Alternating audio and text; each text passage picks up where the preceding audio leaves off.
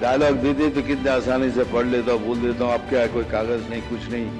तीसरा प्रोड्यूसर को लगा ये कुछ जबरदस्त, मारा एक लात मुझे, बोलने निकल यहाँ से। उस दिन से मैं अल पाचिनो से घाल पाचिनो हो गया। मैं समझ गया कि मुझसे गलती होगी, अब मेरे को कोई काम वाम नहीं देगा। ये फिल्म इंडस्ट्री में ये काला रंग नहीं चलेगा। तो तुम क्या कर रहे हो इधर, तुम वापस जाओ। बॉलीवुड की दिग्गज अभिनेता मिथुन चक्रवर्ती को 8 अक्टूबर 2024 को दादा साहेब फाल्के अवार्ड से सम्मानित किया गया।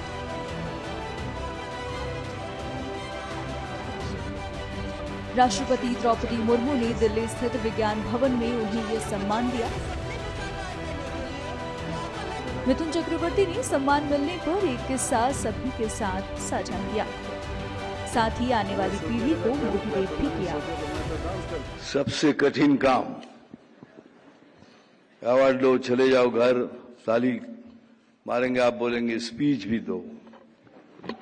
माय गॉड, डायलॉग देते तो कितने आसानी से पढ़ लेता हूँ, बोल देता हूँ। अब क्या है, कोई कागज नहीं, कुछ नहीं, क्या बोलूंगा कुछ समझ में नहीं आ रहा है। My respected president, my respected minister and all that best people, respected people on dais, respected people in the audience and my colleagues, बस इतना ही कहूंगा कि इस मंच पर मैं पहले 3 बार आ चुका हूं आप लोगों की दुआ से।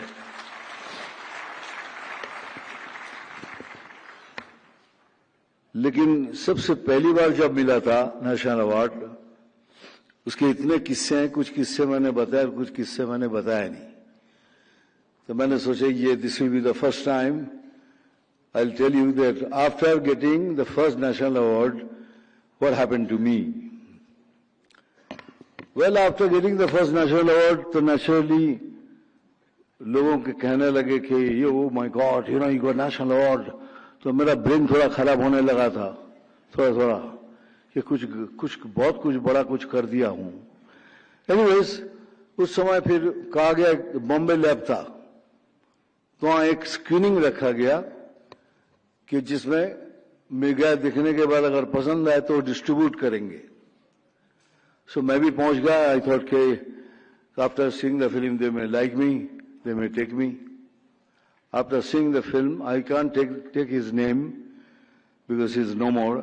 Because he is no more, I am saying this because before that he was alive. If I would have said, तो you would have understood कि मेरे कोई बोल रहा है ये। तो इसीलिए आज तक बोला नहीं, पहली बार बोल रहा हूँ कि स्वर्ग लोग चले गए हैं। तो आफ्टर फिनिशिंग द फिल्म बाहर आए तो I was walking along with him and I asked him, sir picture कैसी लगी? बोलते बेटा पिक्चर अच्छी लगी, तुम भी कमाल के एक्टर हो, लेकिन तुम कपड़े पहन के कैसे लगोगे?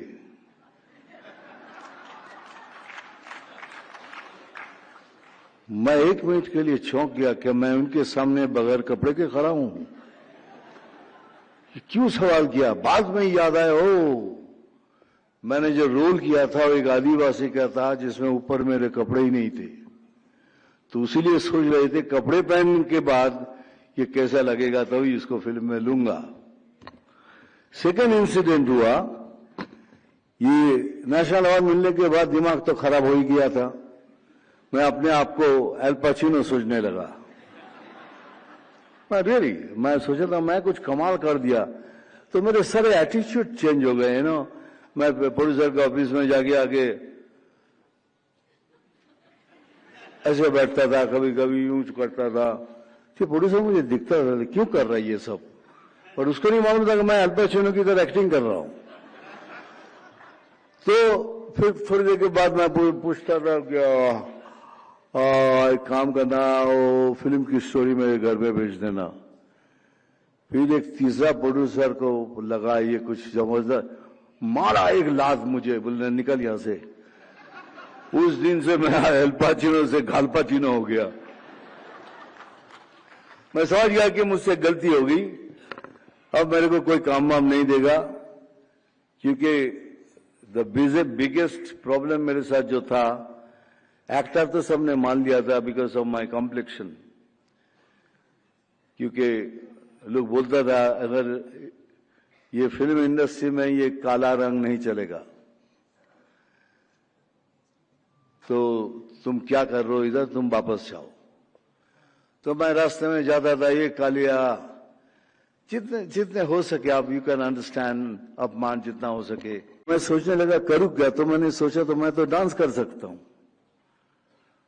तो मैं डांस कर सकता हूं, तो मैं ऐसा डांस करूं मेरे पैरों से, ताकि लोग मेरे पैरों को देखे, मेरे स्किन को नहीं देखे, मेरे कलर को ना देखे। और मानिए मैंने एग्जैक्टली वही किया। आप मेरी फिल्म देखिए, सब फिल्मों में पैरों से डांस किया, पैर को थिरकने नहीं दिया, रुकने नहीं दिया कहीं भी। और लोग मेरे रंग को भूल गए और मैं बन गया सेक्सी डस्की बंगाली बाबू।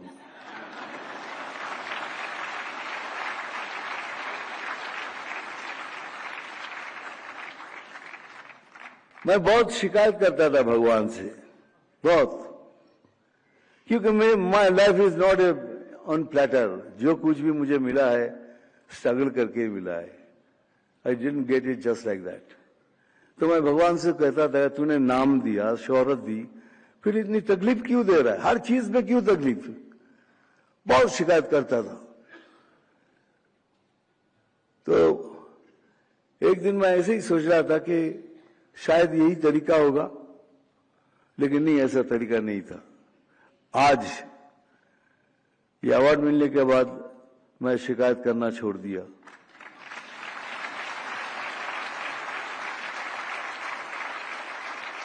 मैंने कहा thank you Bholenath, thank you बूढ़ो शिव, थैंक यू दानी बाबा, थैंक यू भद्रो लोग। मेरे कलकत्ता में निमतला से एक पुराना सा मंदिर है, जहाँ एक 10 फीट ऊंचा एक शिवलिंग है, जहाँ सीढ़ियों से चढ़ के जाके पानी देना पड़ता है। मैं कितने साल मुझे याद नहीं, मैं उनकी सेवा किया। तो उनको मैंने कहा थैंक यू, अब मैं शिकायत नहीं करूंगा, क्योंकि आपने मुझे सूद के साथ सब कुछ वापस कर दिया है।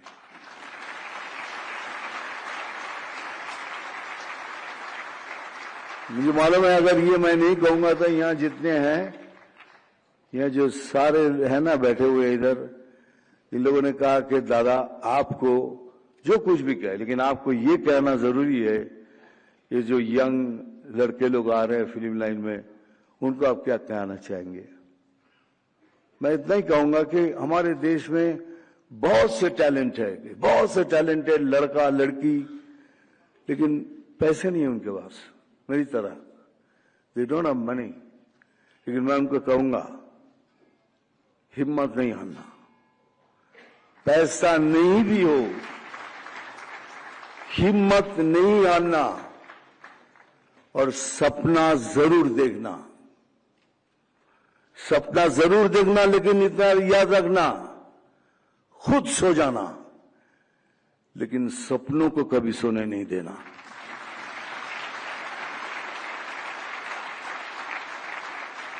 क्यों?